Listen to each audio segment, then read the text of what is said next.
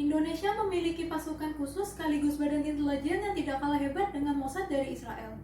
Saking hebatnya pasukan ini, Polri sampai terinspirasi padanya. Pasukan ini bernama Pasukan Bayangkara.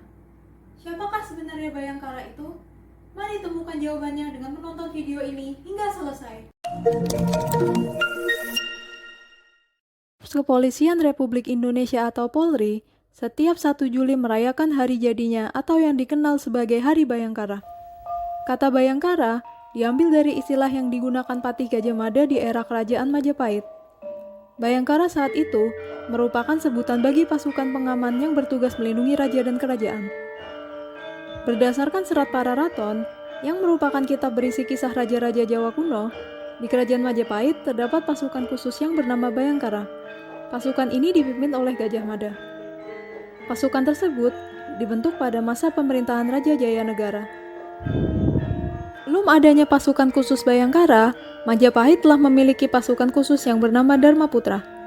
Pasukan Dharmaputra beranggotakan 7 orang yang terdiri dari Rakuti, Rasemi, Ratanca, Rawedeng, Raruyu, Rabanyak, dan Rapangsa. Di antara 7 anggota tersebut, Rakuti merupakan orang yang paling disegani karena ia pernah menduduki istana kerajaan dan memproklamirkan diri secara sepihak sebagai Raja Majapahit. Kejadian itu terjadi saat ia mengawal Raden Wijaya ketika dikejar Jaya Katuang yang menyerbu Singosari pada masa kekuasaan Raja Kertanegara. Negara merupakan raja yang tidak disukai.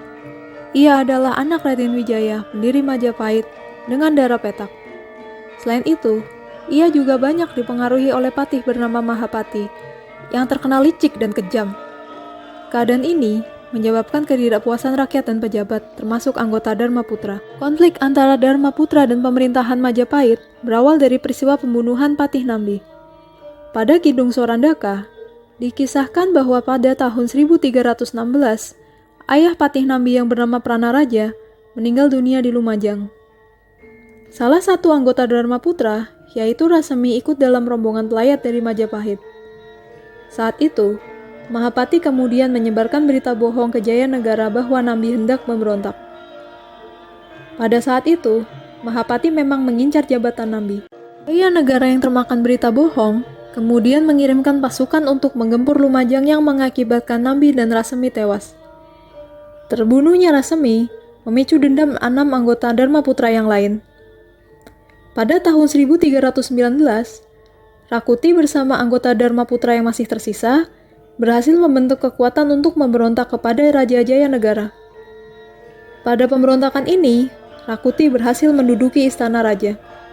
Untuk mengamankan Raja Jayanegara yang mengungsi ke desa Badander, Gajah Mada bersama 15 prajurit lainnya membentuk pasukan bernama Bayangkara. Gajah Mada memerintahkan prajuritnya untuk menculik Raja Jayanegara ke rumah kepala desa Badander. Suatu hari, salah satu anggota pasukan Bayangkara mengatakan ingin pulang ke ibu kota. Gajah Mada melarangnya, tetapi prajurit itu tetap bersikeras. Akhirnya, prajurit itu dibunuh dengan keris karena ia dianggap akan membelot. Prajurit Bayangkara pimpinan Gajah Mada itu tidak banyak menggunakan senjata. Mereka hanya menggunakan pedang, tombak, panah, dan tameng. Keris tidak termasuk senjata karena pada saat itu keris telah dianggap sebagai pelengkap pakaian. Meski demikian, pasukan Bayangkara memiliki kemampuan perang yang tinggi yang dibuktikan dengan keahlian mereka membidik sasaran meski lawan telah bersembunyi di tempat tertentu. Selanjutnya, Gajah Mada melancarkan operasi intelijen untuk menyelidiki kondisi ibu kota Majapahit di bawah pengaruh Rakuti. Ia menggelar jajak pendapat untuk mengetahui sikap para bangsawan kerajaan terhadap Jayanegara.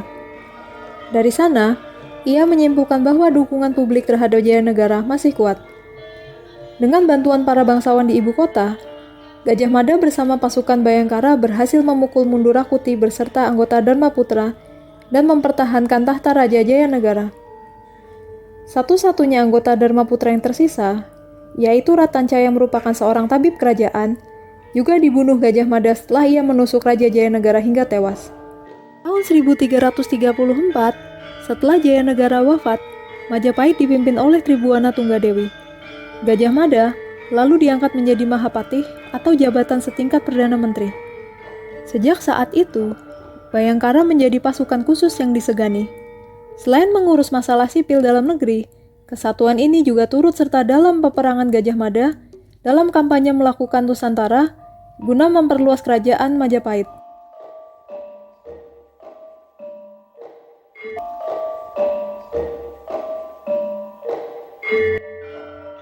Pasukan khusus Bhayangkara masih melanjutkan kiprahnya hingga keruntuhan kerajaan Majapahit. Ketika Majapahit diserbu kerajaan Demak, bangsawan Majapahit menyelamatkan diri ke sejumlah daerah termasuk ke Bali berkat bantuan pengawalan pasukan Bhayangkara. Meski demikian, pasukan khusus Bhayangkara juga memiliki sisi gelap. Sisi gelap mereka yaitu di bawah komando Gajah Mada, mereka menyerang rombongan kerajaan Pajajaran yang menyebabkan terbunuhnya Raja Liang Buana.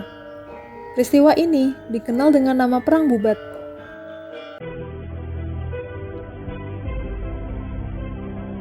Kedisiplinan dan kesetiaan pada negara selalu ditunjukkan Gajah Mada dalam menjalankan tugasnya sebagai prajurit. Tanpa nilai-nilai itu, seorang prajurit akan kehilangan kebayangkaraannya. Pasukan Gajah Mada memegang teguh 4 nilai kebayangkaraan atau disebut catur prasetya.